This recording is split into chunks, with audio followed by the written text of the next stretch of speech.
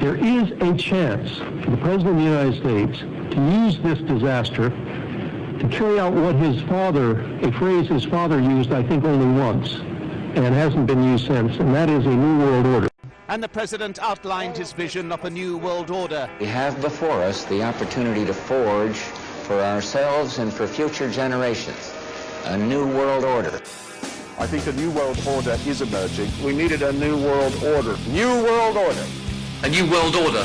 And we'd have a new world order. A new world order. You are a slave, Neo. Like everyone else, you were born into bondage. Born into a prison that you cannot smell or taste or touch. A prison for your mind. You take the blue pill. The story ends. You wake up in your bed and believe whatever you want to. You take the red pill. You stay in Wonderland. And I show you how deep the rabbit hole goes.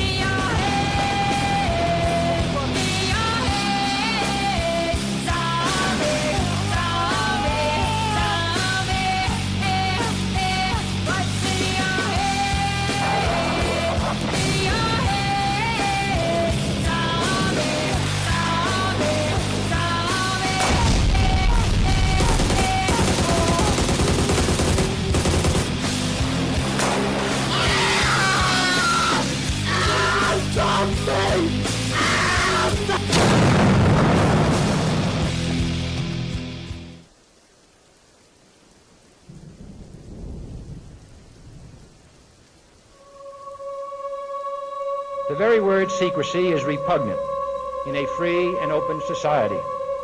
And we are, as a people, inherently and historically opposed to secret societies, to secret oaths, and to secret proceedings. We decided long ago that the dangers of excessive and unwarranted concealment of pertinent facts far outweighed the dangers which are cited to justify it.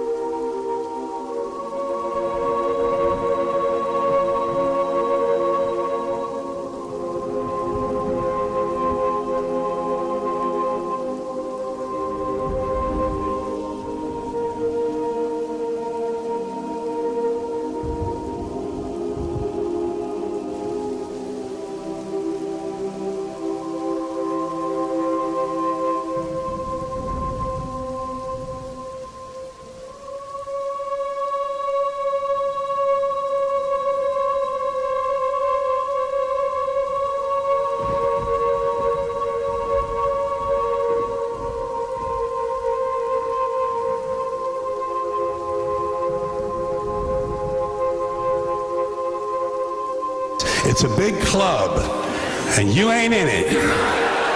You and I are not in the big club. And by the way, it's the same big club they used to beat you over the head with all day long when they tell you what to believe. All day long, beating you over the head in their media, telling you what to believe, what to think, and what to buy. The table is tilted, folks. The game is rigged, and nobody seems to notice. Nobody seems to care. Good, honest, hard-working people. White collar, blue collar, doesn't matter what color shirt you have on. Good, honest, hard-working people continue. These are people of modest means. Continue to elect these rich cocksuckers who don't give a fuck about them. They don't give a fuck about you. They don't give a fuck about you. They don't care about you at all. At all. At all. Man. You know?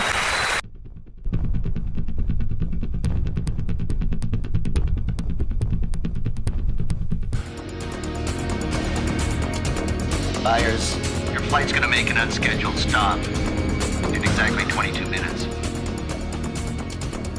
The corner of Liberty and Washington, Lower Manhattan. World Trade Center. I'm gonna crash the plane into the World Trade Center. I'll tell the flight crew. Lanley, can you override the flight control system? I'm working on it.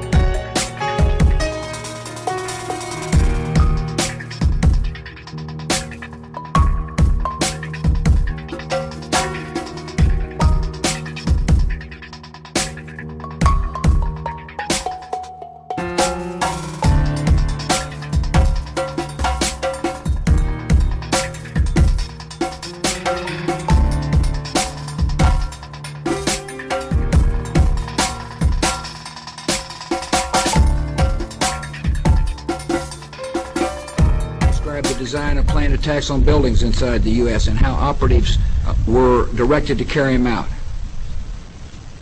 That is valuable information for those of us who have the responsibility to protect the American people. He told us the operatives had been instructed to ensure that the explosives went off at a point that was high enough to prevent people trapped above from escaping.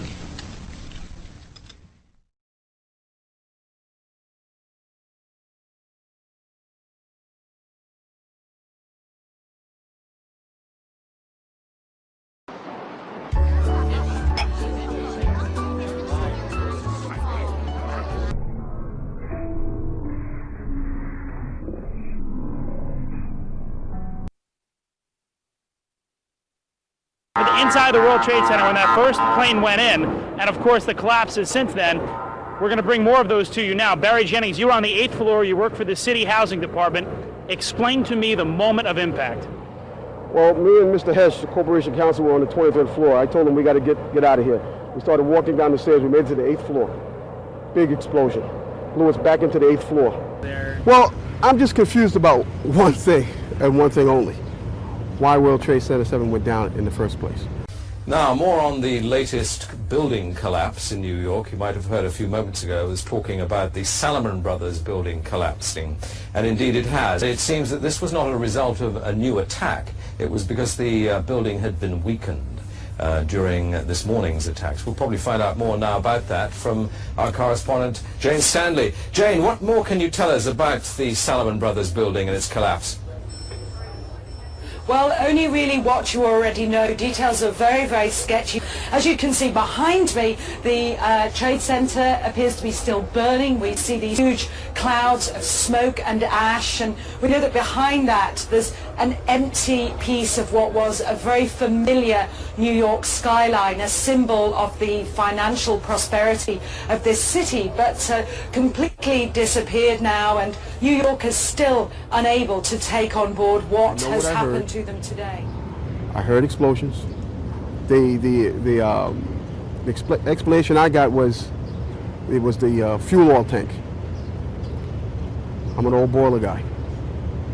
If it was a fuel oil tank, it would have been one side of the building. When I got to that lobby, the lobby was totally destroyed. It looked like King Kong had came through it and stepped on it. And it was so destroyed I didn't know where I was. And it was so destroyed they had to take me out through a hole in the wall, a makeshift hole that I believe the fire department made to get me out. Me and Mr. Hess out. I do have one more question. Sure. Did you ever talk to people from the 9/11 Commission, the Congressional Report, FBI, NIST, anybity? You did speak with them. Yes. Who did you speak with? They called me down. Which one? They were doing, I think it was part of the 9/11 Commission. So was it the hearings at the New School? No, I can't tell you where it was because. Yeah. Okay. Yeah. Oh yeah, that's right. But they called me down there, and they asked me the same questions that you guys are asking me. And at that point, they said, "Okay, thank you." And they sent me on my way. And yeah, you told them pretty much everything you just told us. Yes. That you were in the building, got rocked by an explosion. Yes. All that. Yes. And you know that they didn't mention Building 7 once in the Commission report. I told them that's where I was. No, that's I know, where I was. But you know that they didn't mention the building at all. I didn't, I didn't give it too much thought. I thought they were just doing, an into report or an investigation as to what happened. They got my point of view, and I haven't heard any more from them.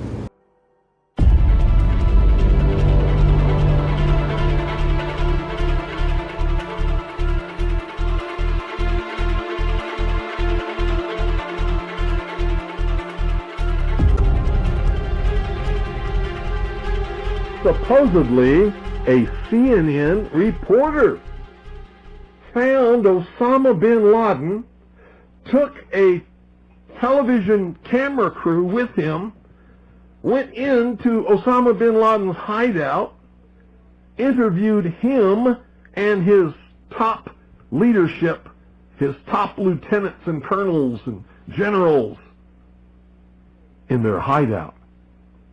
This is a CNN reporter with a camera crew. And he came out and told everybody, within 3 weeks, Osama bin Laden is going to attack the United States and Israel. Now, don't you think that's kind of strange, folks? You see, because the largest intelligence apparatus in the world, with the biggest budget in the history of the world, has been looking for Osama bin Laden for years and years and years, and can't find him. The FBI also, under the leadership of Louis Freeh, has been looking for Osama bin Laden for years and years and years and years and years and many years, and can't find him. Some doofus jerk-off reporter with a camera crew waltzes right into his hideout and interviews him. And you know what his budget is? Zip, zilch, nothing. Now, that tells us two things. Either everyone in the intelligence community and all of the intelligence agencies of the United States government are blithering idiots and incompetent fools, including the entire apparatus of the FBI and all of their personnel, or they're lying to us. They're not looking for him at all. If you're taking a look now, you can see that we just had another explosion, and that is considerably lower. And is that in the other building? Is that what I'm witnessing? That apparently does look like it is in the other building. Oh, I'd love to see New York. We could all go with the bus company's special Super Sitter fare. $9? This one's on me. Get my back.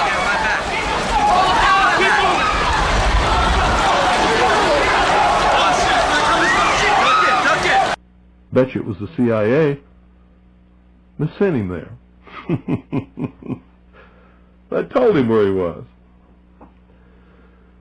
And of course they know where he is because they created him. They're the ones that are funding him and backing him and helping him to create their new utopian world. If we can't get to the FBI, we'll go public. With your testimony, we can break this conspiracy wide open, bring Overlord down. The whole operation. Dad, what is it? You're a brave man, John. You're not going to testify. You're going to let them cover this up. They almost killed me twice. They won't fail a third time. My silence will keep me alive.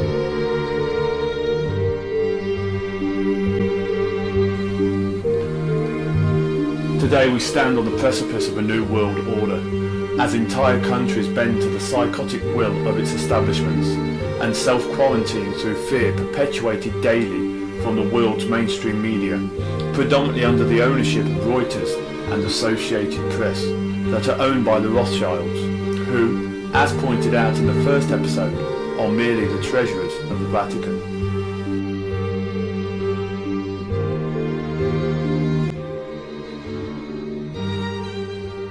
In conga lines in the hallways of their hospital floors. This next video, let's take it up. They're lining up to do flash dances in the lobby area of their floors. Another video coming up right now. Some are dancing right inside of the empty hospital rooms that are supposed to be filled with coronavirus patients, but as you can see that they're not. This one is from a Philadelphia hospital. There it is.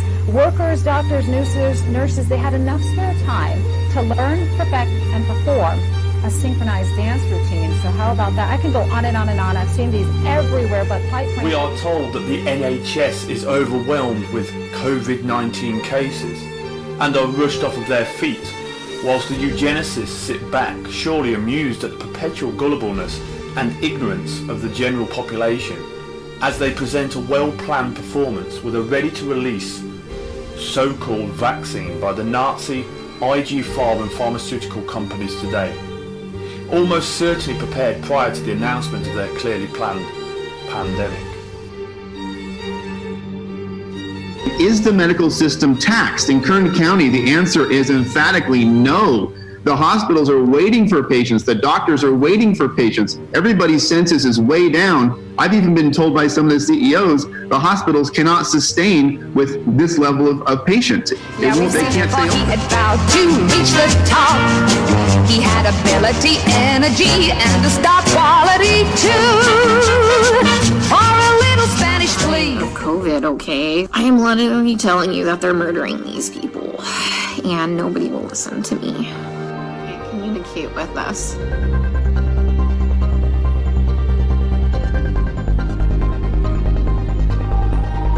Even the advocacy groups don't give a shit about these people.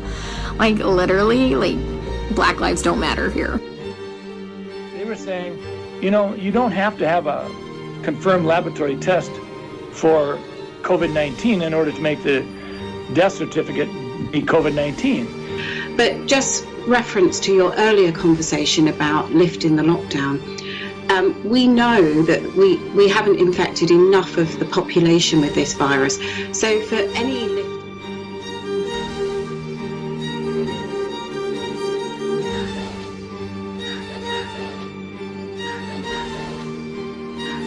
But just reference to your earlier conversation about lifting the lockdown, we know that we haven't infected enough of the population with this virus.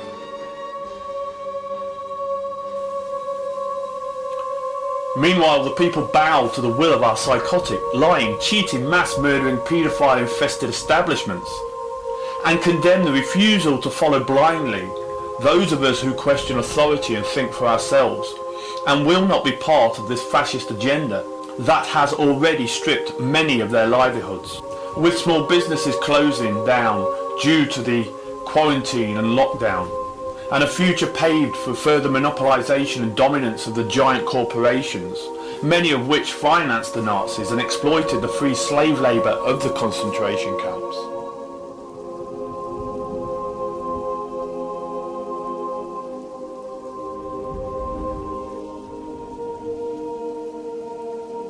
Our leaders pay lip service to our needs and always claim to find their hands tied by legislation previously put in place by the former government.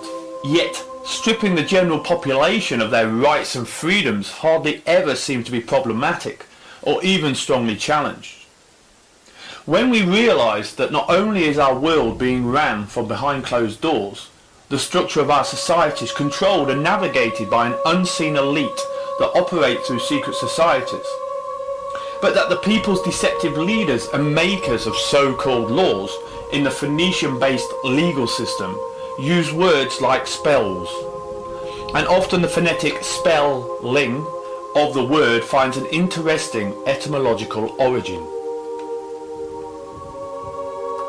Of course, when we are talking about politicians, we refer to politics. Poly means many, and we all know that a tick is a blood-sucking creature. But on a more serious note, these blood-sucking creatures, at least in England, meet in parlement, which is derived from two French words, to parler, which is to speak, and ment in French is lies. As surprising as that may come, when you look at the etymological origin of the word government, parliament makes a lot more sense.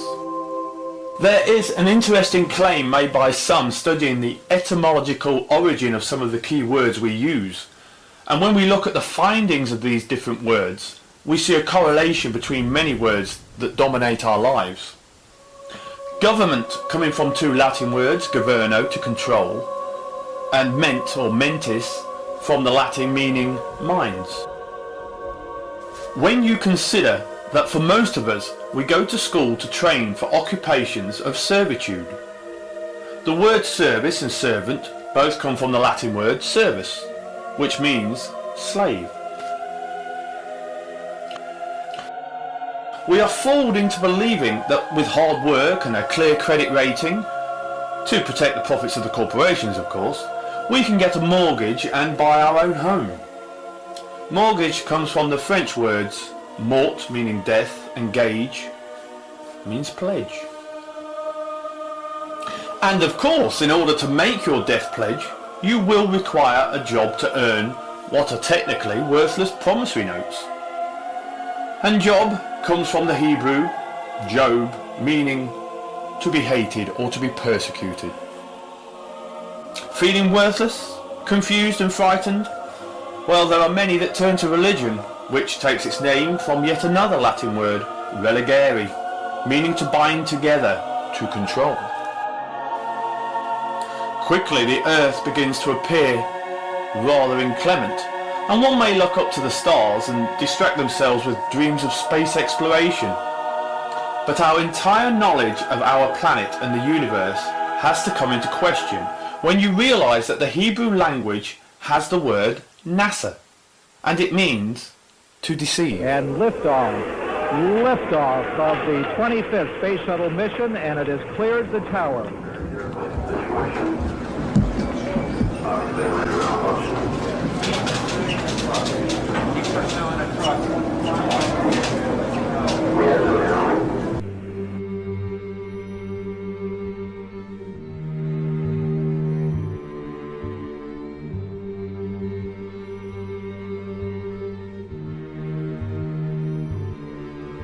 And deceive us they do. Set up by the Jesuit agents and the Third Reich Nazis like Warren von Braun, we were presented with a space race that peaked in 1969 with the likes of Neil Armstrong and Buzz Aldrin.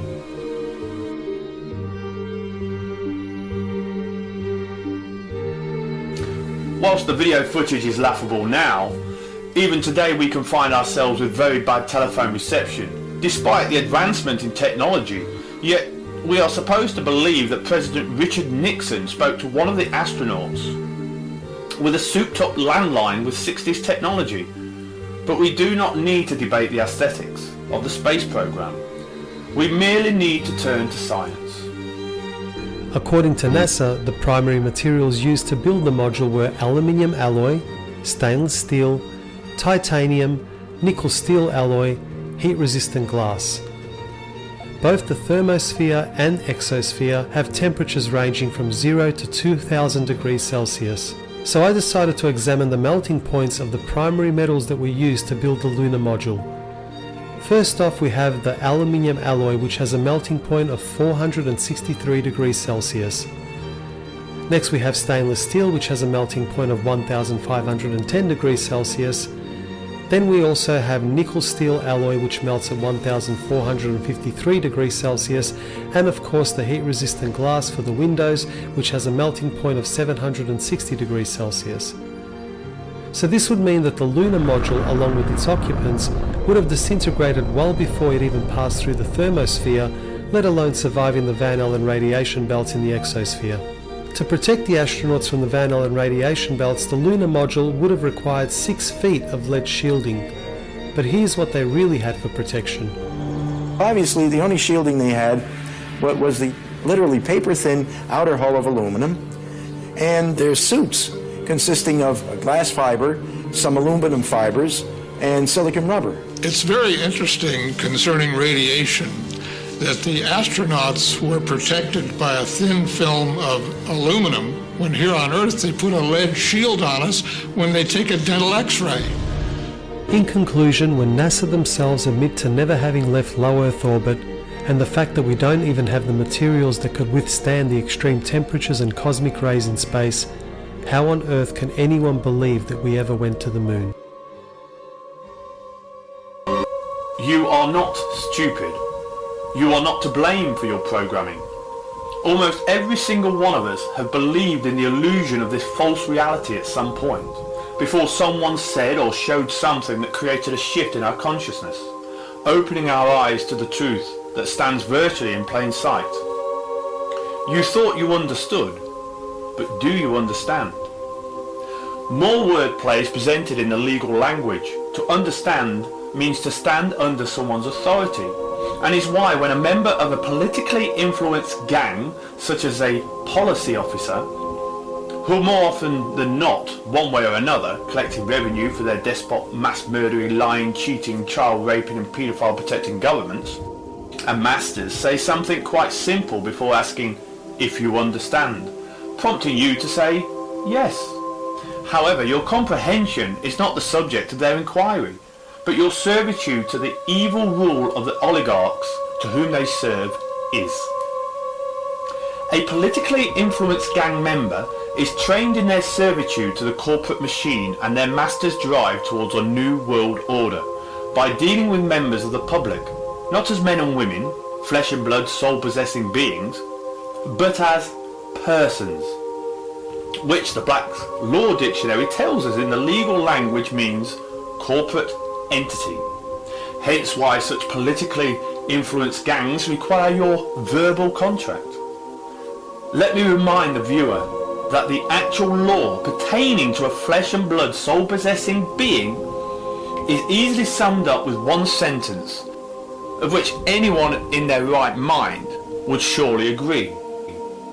Do not cause harm, injury or loss. That is the universal law of the land, common sense law, one in which we can generally agree, though it does not serve the interests of the large corporations and the despotic will of the evil oligarchs pushing for a new world order and the submission of the will of its populace.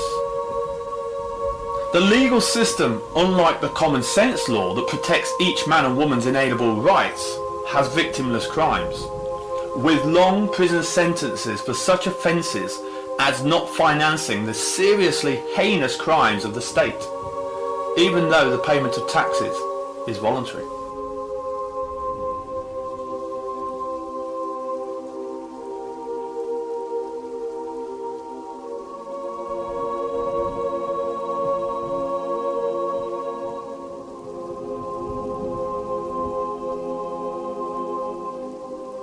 As well as a moral obligation, we have to abide by the common laws of our lands, to not intentionally cause harm, injury or loss. There exists also in case law a similar obligation.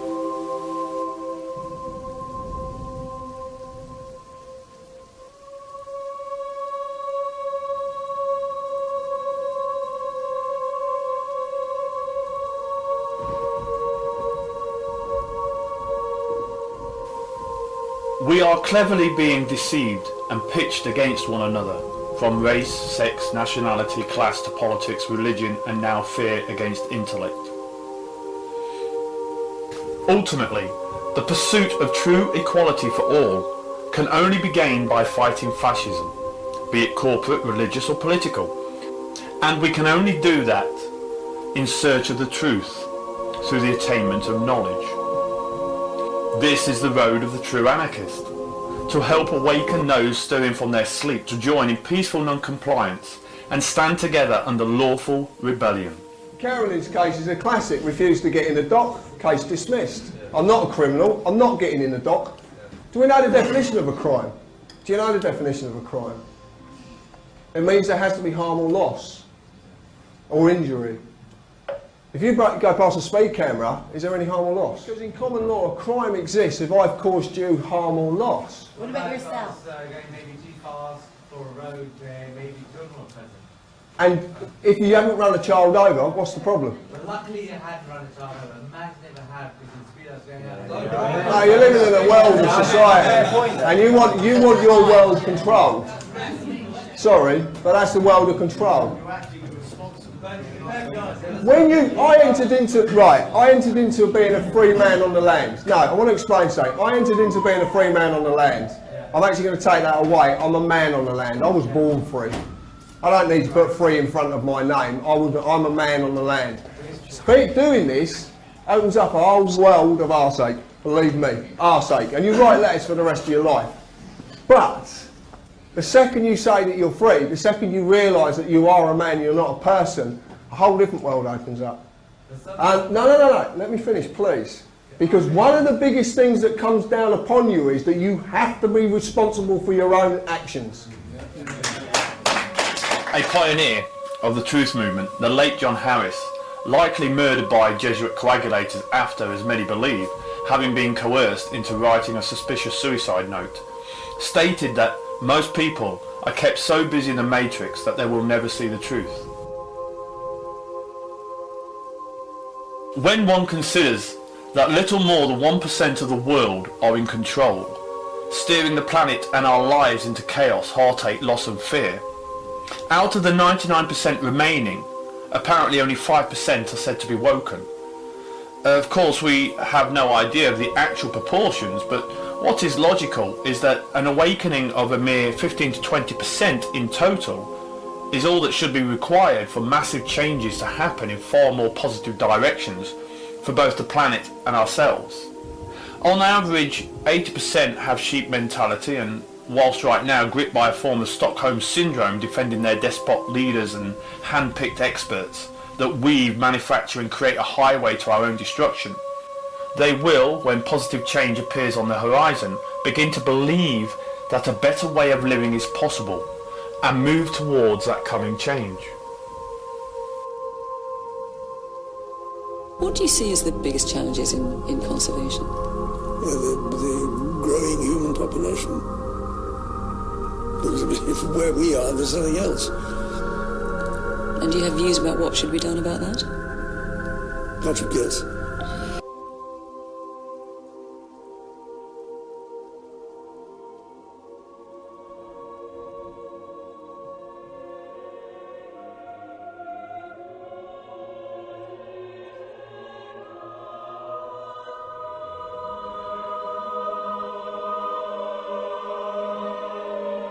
The Earth is said to comprise 123 billion acres. 37 billion acres of that is land.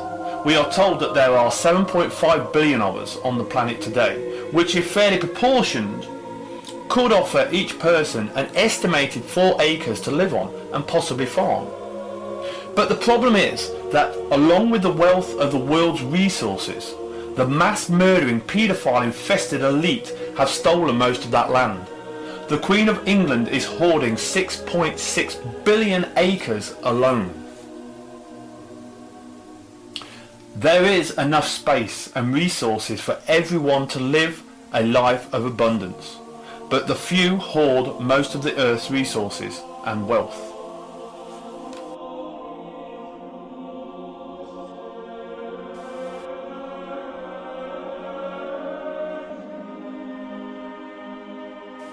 In a common law abiding society, rich in unbiased education, the individual would be spurred on by their family, friends and peers. And instead of being encouraged towards the ignorances of today's societies, we would ultimately be seeking answers for self-empowerment, confidence and higher self-esteem. And free of much of the unnecessary stresses of today, there would be far more attainment of positive connections, which ultimately would lead to a thriving society that should not exclude anyone, that does not intentionally cause harm, injury or loss to another.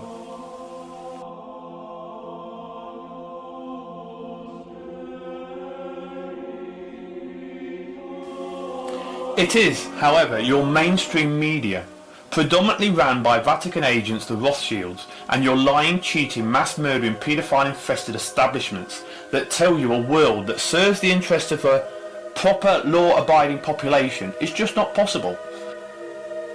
And that, though not perfect, they modestly add, the current system of plutocracy, fronting corporate governance for the interests of the Vatican, Rome, and the papal Ptolemaic and Zoroastrian bloodlines, cannot be improved on.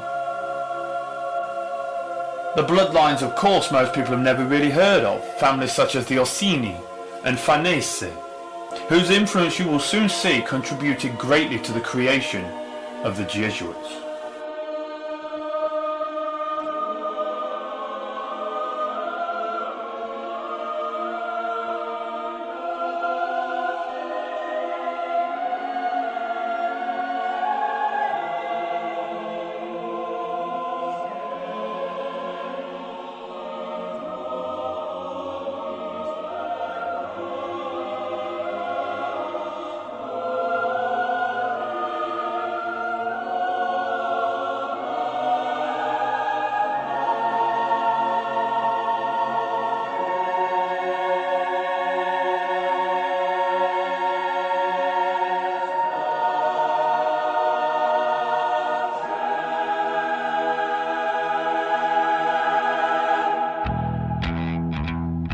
All that is needed for evil to thrive is for good men and women to do nothing. Everything starts with education, because knowledge is power. And we need a national and international community united and empowered by the knowledge of our true history, and how we have come to the problems of today, and where it will all lead, if we do not wake up and come together in educated unity. Your laws are not my laws.